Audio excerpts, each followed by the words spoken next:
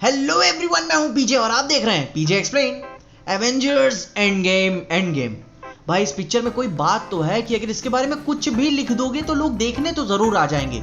यहाँ तक कि टाइटल रख के अगर कुछ हक भी दोगे तो लोग आ जाएंगे और इसकी फैन फॉलोइंग भी है। इसके बारे में कुछ उल्टा सीधा कहना भी भारी पड़ जाता है, चाहे वो मार्टिन स्कॉर्सेसी जैसे बड़े डायरेक्टर ही क्यों ना हो। उन्होंने ही एक बार कह दिया था कि मार्वल की मूवी सिनेमा नहीं है। मार्वल के फैंस उन पे आग उगलने लगे। बाद में उन्हें जाकर जस्टिफाई करना पड़ा कि मार्वल की मूवी सिनेमा नहीं बल्कि एक नए तरीके का आर्ट है। और कहीं ना कहीं ये फैन वाली रेज हमें 2020 के ऑस्कर्स में भी देखने को मिली थी और मौके की नजाकत को समझते हुए मैंने भी इस पे वीडियो बनाई। 2019 सुपर हीरो फैंस के लिए बहुत ही अच्छा साल रहा। इतनी बड़ी बड़ी पिक्चर उन्हें देखने को मिली, मगर ऑस्कर्स की बात करें तो फैंस इस बात को लेकर ना खुश थे कि एवेंजर्स एंड गेम को वैसी रिकॉग्निशन नहीं मिली जैसे उसे मिलनी चाहिए थी। मतलब कि एंड गेम को सिर्फ बेस्ट विजुअल इफेक्ट्स पैनल में नॉमिनेशन मिला और वो भी उसने जीता नहीं। मार्वल ने 2 दशक से चलती आ रही इतनी बड़ी लेगेसी को इस मोड़ पे एंड किया, मतलब कि कुछ इज्जत तो डिजर्व करती ही थी। खैर, अब अपने हर एक फैन को कायदे से समझाया तो नहीं जा सकता, मगर कुछ पॉइंट्स हैं जिनको लेकर यह बात तो समझी जा सकती है कि क्यों Avengers endgame Oscar deserve ही नहीं करती। इंग्लिश में तो कुछ भी बोलोगे तो हल्का लगता है, हिंदी में बताते हैं एवेंजर्स एंड गेम ऑस्कर के लायक ही नहीं है। अब देखो, आगे बात करने से पहले मैं आपको एक डिस्क्लेमर दे देना चाहता हूं कि मेरा इस पिक्चर से लेकर कोई हेट नहीं है, मेरे को भी पसंद है और मेरे को और चाहिए। लेकिन इस वीडियो में हम बस यही बातें करने वाले हैं कि क्यों यह पिक्चर डिजर्व नहीं करती ऑस्कर। बाकी इससे अलग बात करें तो इसके डिजर्विंग होने पे भी एक अलग वीडियो बना सकते हैं, लेकिन अभी इसी पे बात करते हैं। तो सबसे पहले अपने विजुअल इफेक्ट्स वाले नॉमिनेशन की बात कर लेते हैं। अब आई थिंक नॉमिनेशन भी बस इसीलिए हो गया कि 2019 में इतने बड़े बजट की लाइव एक्शन विजुअल इफेक्ट्स वाली मूवीज काफी कम बनी थी। अब जहां रही बात जीती क्यों नहीं, क्योंकि भाई इसके विजुअल इफेक्ट्स में अभी कुछ नया नहीं था। सेम 2018 में जैसे कैरेक्टर्स में सीजी यूज किया गया था वैसा ही है। अब मैं ये नहीं कह रहा हूँ कि इसमें मेहनत नहीं लगी, विजुअल इफेक्ट्स पिक्चर की जान है, मगर आप ध्यान दीजिए इसके अपोजिट कैसी पिक्चरें थी। Lion king, sky walker, 1970s और वीएफएक्स इंडस्ट्री में भी एक बात कही जाती है कि सबसे अच्छा विजुअल इफेक्ट्स वही होता है जिसे देखकर कोई बोल ना पाए कि ये एक विजुअल इफेक्ट है। यानी कि 2019 में 2018 से कंपैरेटिवली विजुअल इफेक्ट्स बस इसी वे में डिफरेंट हो सकता है कि एक्शन सीक्वेंसेस नए हो, मूवी की स्टोरी बोर्ड थोड़ी और डिफरेंट तरीके से लिखी गई हो, बाकी सब तो सीजी वही यूज होना है जैसे पास्ट की मूवीज में यूज होता रहा है। मतलब कि जैसे एंटमैन की मूवीज में एंटमैन के विजुअल इफेक्ट्स और साइंस को दिखाया गया था, वीएफएक्स में तो वैसा ही दिखाना पड़ेगा ना, कुछ नया तो नहीं कर सकते वरना पिक्चर का पूरा कॉन्सेप्ट ही खराब हो जाएगा। अब चलो, यह बात तो हो गई विजुअल इफेक्ट्स की। अब आगे एक और रीजन आता है कि यह कोई स्टैंड अलोन मूवी नहीं है। मतलब कि इस पिक्चर को पूरी तरीके से अच्छे से समझने के लिए टोटल आपको पास्ट की 21 मूवीज को देखना पड़ेगा। और जहां तक एकेडमी का ट्रैक रिकॉर्ड रहा है, एकेडमी में सिर्फ वही सारी मूवीज जीतती हैं जो स्टैंड अलोन बनी हो। अब यह बात कोई ऑफिशियल स्टैंडर्ड नहीं है मूवीज को नापने का, बस आप खाली अपने कॉमन सेंस से यह बात देख सकते हैं कि जितनी भी मूवीज ने ऑस्कर लपेटा है वे सब स्टैंड अलोन या फिर वन शॉट मूवीज हैं। एक ही पिक्चर में अपनी कहानी को शुरू और खत्म करती है। मगर एंड गेम को समझने के लिए तो पहले आपको इससे पहले की इन्फिनिटी वॉर देखनी होगी। इन्फिनिटी वॉर के मेन की विलन थैनोस को देखने के लिए आपको एवेंजर्स 1 देखनी पड़ेगी और एवेंजर्स 1 को समझने के लिए आपको पूरा फेस 1 देखना पड़ेगा। तो बहुत ही लंबा चौड़ा और भारी काम है।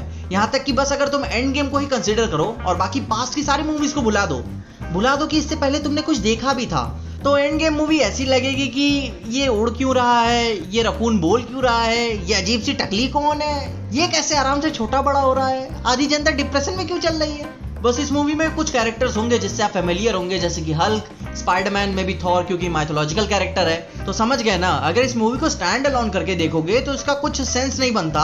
और क्योंकि ज्यादातर एकेडमी उन्हीं सारी मूवीज को तवज्जो देती है जो इंडिपेंडेंटली वन शॉट में बनाई गई हों, एक ही पिक्चर में कहानी को शुरू होकर खत्म कर दें। जैसे कि पैरासाइट बड़े ही खूबसूरत तरीके से कहानी को शुरू करके खत्म कर दिया इसने। अब देखो, मैं यह नहीं कह रहा हूँ कि मुझे ये सारी पिक्चर्स पसंद नहीं है, मुझे भी पसंद है और मुझे और भी चाहिए, मगर ये एकेडमी ऐसे काम करता है। अब इसके अलावा कुछ फैंस के बीच में ये भी डिबेट था कि आरडीजे को बेस्ट एक्टर का अवार्ड क्यों नहीं दिया गया। देना तो छोड़ो, उन्हें तो नॉमिनेट तक नहीं किया गया। भाई अभी तक आरडीजे मार्वल का पूरा फेस थे, पिक्चर में अगर इसे डाल दो तो पूरी पिक्चर का चलना बनता है। सिर्फ एमसीयू में डू लिटिल में आरडीजे के फैंस गायब हो गए थे, यूनिवर्सल पिक्चर्स ने खुद इसे फ्लॉप बता दिया था।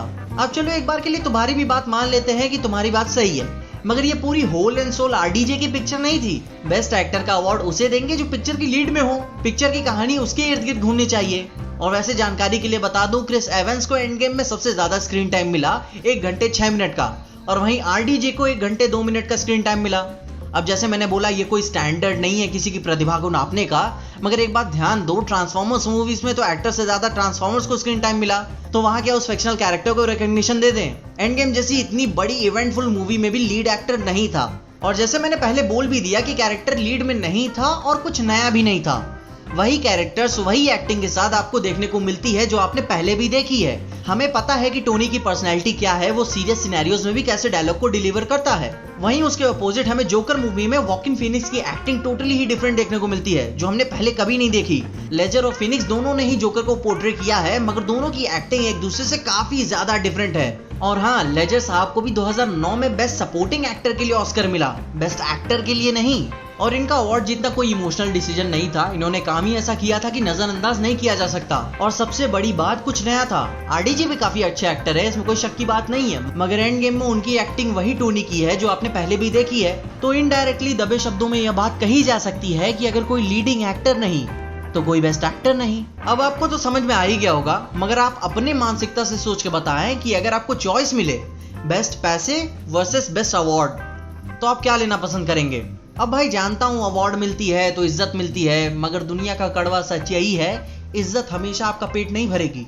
कई सारे एग्जांपल्स आपको मिल जाएंगे, जैसे हैरोल्ड रसल का एग्जांपल ले लेते हैं। इन्हें बेस्ट सपोर्टिंग एक्टर के लिए ऑस्कर मिला था, मगर कई सालों बाद इनकी माली हालत खराब होने की वजह से इन्हें अपना अवार्ड बेचना पड़ा। अब सोचने वाली बात है, अकेडमी से इज्जत मिलने के बाद भी लोगों को अपनी अवार्ड यानी अपनी कमाई हुई इज्जत को बेचना पड़ रहा है। तो गुरु दैट्स व्हाई डिज्नी को फर्क नहीं पड़ता, उसने पैसे बना लिए, जनता से इज्जत मिल गई। और मैं एक बार फिर बोल देता हूँ, मेरी इस पिक्चर को लेकर कोई हेट नहीं है, मेरे को भी ये पिक्चर बहुत पसंद है, मगर थोड़ी इज्जत तो डिजर्व करती ही थी। मगर इसे इज्जत मिल चुकी है मॉनेटरी टर्म्स में, यानी पैसों में। और अब क्या चाहिए? वैसे भी आप क्या सोचते हैं, क्या एंड गेम में ऑस्कर डिजर्व करती थी? और अगर करती थी तो क्यों करती थी, वो भी बताना। या फिर क्या फर्क पड़ता है, पिक्चर ने पैसे बनाए ना। अगर ये मूवी पैसे ना कमा के अगर सिर्फ अवार्ड जीतती, तो क्या अपनी कंपनी के एम्प्लॉयज को इज्जत देके घर भेजती? कंपनी चलाने के लिए पैसे चाहिए, अवार्ड नहीं। खैर, आपका क्या सोचना है कमेंट्स में उसके बारे में मुझे जरूर बता दीजिएगा। और इसके अलावा अगर आपको इस वीडियो में देख के कुछ भी अच्छा लगा, खुशी हुई या मजा आया, तो लाइक मार दो इस वीडियो को। इस चैनल पे नए आ गए हो, सब्सक्राइब तो मार ही देना इस चैनल को। और अगर ज्यादा ही अच्छी लग गई तो अपने दोस्तों शेयर कर देना। मेरे इंस्टाग्राम ट्विटर हैंडल्स आपको नीचे ही डिस्क्रिप्शन में मिल जाएंगे। और देखते रहिए पीजे एक्सप्लेन।